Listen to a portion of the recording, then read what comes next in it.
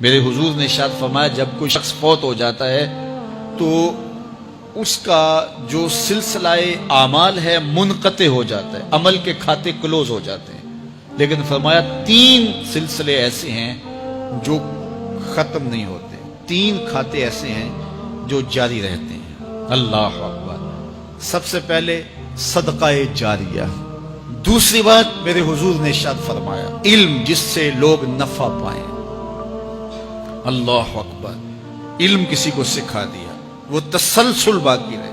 ہمارے استاد قبروں میں چلے گئے، لیکن آج ہزاروں طلباء کو اور لاکھوں عوام کو ان کے دیے ہوئے جو سبق تھے جو انہوں نے ہمیں پڑھایا آج ہم لوگوں کو بتا رہے ہیں، تو ان کی روح کو اس کی برکت پہنچ رہی ہے، پھر یہ ان کے استاد، پھر ان کے استاد۔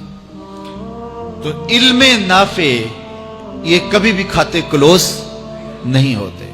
اور تیسری بات میرے حضور نے فرمایا نیک اولاد جو ماں باپ کے لیے مغفرت کی دعائیں کرتی ہے، یہ صدقہ جاریہ ہے، یہ کبھی بھی ختم ہونے والا سلسلہ نہیں ہے۔ میں کہتا ہوں کہ اولاد اگر نیک ہے، اہتمام سے دعا نہیں بھی کرے گی تو دن میں کتنی مرتبہ کہے گی ربنا اغفر لی والوالدی، اے اللہ مجھے بھی بخش دے، میرے ماں باپ کی بھی مغفرت کر دے۔ ایک شخص کے 5 بیٹے ہیں، 4 بیٹیاں ہیں، 3 بیٹے ہیں، 4 بیٹیاں ہیں، تو اب سارے نمازی ہیں، تو روزانہ 5 نمازوں میں کتنی مرتبہ ربنا اغفر لی والوالدی۔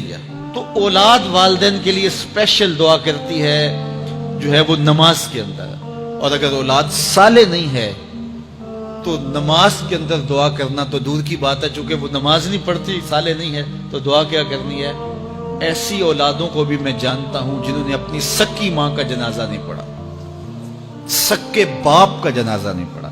ویسے ایک ایسے بد نصیب کو میں جانتا ہوں جس نے واقعتاً ہی نہیں پڑھا، آیا ہی نہیں، قبرستان میں بھی نہیں آیا، لیکن بہت سارے ایسے لوگوں کو میں جانتا ہوں جو قبرستان میں آئے ہیں لیکن اپنے باپ کا، اپنی ماں کا جنازہ نہیں پڑھا، جنازگاہ میں کھڑے رہے، جنازہ نہیں پڑھا۔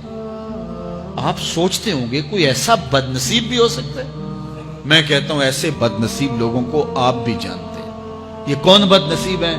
جنہیں جنازہ آتا نہیں، ساری زندگی لوگوں کے جنازوں میں رسماً کھڑے ہو کے آ جاتے ہیں، جنازہ آتا ہو تو کچھ پڑھے، جاتے ہیں ہر جنازے میں ہیں لیکن نماز جنازہ ہی نہیں آتی، تو کھڑے ہو کے لوگوں کو دیکھ کر کے سلام پھیر دیا، لوگوں کو دیکھ کر کے ہاتھ چھوڑ دیے، اور جو ہے وہ جنازہ پڑھنے گئے تھے۔ اور جب اپنے ماں باپ فوت ہو جاتے ہیں تو کیا سارے کام چھوڑ کے جنازہ سیکھتے ہیں کہ ساری زندگی لوگوں سے فراڈ کیا، دھوکہ کیا، آج اپنی سکی ماں کو دھوکہ تو نہ دوں، آج اپنے سکے باپ سے تو فراڈ نہ کروں۔ ساری زندگی جو لوگوں سے فراڈ کرتا رہا، پھر ایک دن اپنی سکی ماں سے بھی فراڈ کیا، اپنے سکے باپ سے بھی فراڈ کیا۔ اور مجھے بتاؤ شخص سے بڑا کوئی بدبخت ہو سکتا ہے کہ جو اپنی سکی ماں سے فراڈ کرے اور وہ بھی مرنے کے بعد، سکے باپ سے فراڈ کرے، اس کی لاش پڑی ہوئی ہو اور وہ اس سے فراڈ اور دھوکہ کر رہا ہو؟ اگر اس کے اندر ضمیر ہو تو ڈوب کے مر جاتا کہ میں اپنی ماں سے فراڈ کر رہا ہوں اور اپنے باپ سے فراڈ کر رہا ہوں۔ تو یہ کتنی بڑی بد نصیبی ہے کسی اولاد کی اور کسی ماں باپ کی بھی کہ اس کی اولاد بھی اس کے لیے جنازہ پڑھنے کی صلاحیت نہیں رکھتی ہے۔ اور وہ کتنے خوش نصیب ماں باپ ہیں جن کا جنازہ خود اولاد پڑھاتی ہے۔ اتنی صلاحیت اور اس قدر اللہ نے ان کو خیر کی توفیق دی ہے کہ وہ خود اس قابل ہے اور اس منصب پہ ہے کہ وہ اپنے ماں باپ کا خود جنازہ پڑھائے۔ کوئی جنازہ پڑھائے بڑی برکت ہے، لیکن جس خلوص سے بیٹا دعا کر سکتا ہے کوئی اور تو نہیں کر سکتا ہے۔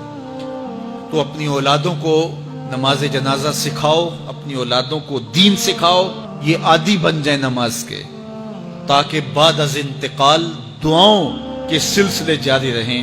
جو شخص روزانہ اپنے والدین کے لیے مغفرت کی دعا مانگے، والدین زندہ ہوں تب بھی، فوت ہو گئے ہوں تب بھی، علماء فرماتے ہیں ساری زندگی اس کے رزق میں بے برکتی نہیں آ سکتی۔ تو اپنے ماں باپ کو خوش رکھیے گا اگر زندہ ہیں تو، اور اگر فوت ہو گئے ہیں تو ان کے لیے دعاؤں کا سلسلہ کبھی بھی موقوف نہ ہونے دیجیے گا۔